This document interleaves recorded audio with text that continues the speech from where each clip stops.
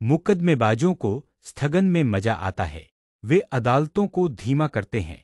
Allahabad high court ने पिछले सप्ताह एक दिलचस्प टिप्पणी में कहा कि न्यायिक देरी में योगदान देने वाले वादियों की भूमिका को अक्सर अनदेखा कर दिया जाता है, इसे एक खतरा बताते हुए जिसके बारे में न तो बात की जाती है और न ही निंदा की जाती है।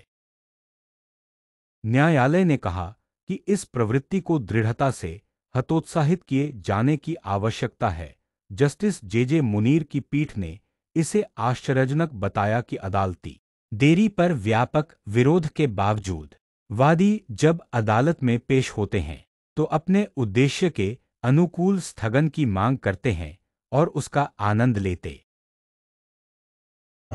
न्यायालय ने अपने एक पेज के आदेश में टिप्पणी की है। यह आश्चर्यजनक है कि अदालतों में देरी के खिलाफ इतने व्यापक विरोध के बावजूद देश के नागरिक, चाहे वह किसी भी स्थिति में हो, वो वादी के रूप में अदालत में पेश होते हुए समय मांगना और अपने उद्देश्य के अनुकूल स्थगन का आनंद लेना पसंद करते हैं। अदालत में देरी में वादी जनता का योगदान से वास्तव में एक खतरा है के बारे में न बात की जाती है और न ही उसकी निंदा की जाती है। किसी भी मामले में इस प्रवृत्ति को दृढ़ता से हतोत्साहित होता है। एकल न्यायाधीश में यह टिप्पणी तहसीलदार द्वारा मुख्य अस्थायी अधिवक्ता को लिखित निर्देश दिए जाने के निराश जताते हुए कि जिसमें उनसे रिपोर्ट प्रस्तुत करने के लिए न्यायालय में कुछ अतिरिक्त समय मांगने की अनुरोध किया गया था।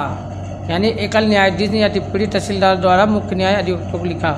न्यायालय एक जनहित याचिका पर विचार कर रहा है जिसमें आरोप लगाया गया था कि ग्राम बेंदोई, सरेन, परगना अतरौलिया, तहसील बुरहानपुर, जिला आजमगढ़ में एक तालाब पर निजी प्रतिवादी संख्या 5 से 8 द्वारा अतिक्रमण किया गया था। यानी कितना? 5 से 8 द्वारा अतिक्रमण किया गया था। यह भी बताया गया कि उत्तर प्रदेश राजस्व संहिता 2006 की धारा 67 के तहत कार्रवाई में तहसीलदार बुरहानपुर द्वारा बेदखली का आदेश पारित किया गया, लेकिन अभी तक उस पर अमल नहीं किया गया। यानी कहा गया उस पर अमल नहीं किया। आप हमारी वीडियो को स्किप न कीजिए और वीडियो में बने रहिए, सुनिए आगे क्या है मामला। 10 अप्रैल को न्यायालय ने बेदखली का आदेश का कथित रूप से पालन न करने पर तहसीलदार से रिपोर्ट मांगी थी। हालांकि संबंधित तहसीलदार ने जीएससी के माध्यम से रिपोर्ट दाखिल करने के लिए अतिरिक्त समय मांगा था। यानी उन्होंने अतिरिक्त समय मांगा था।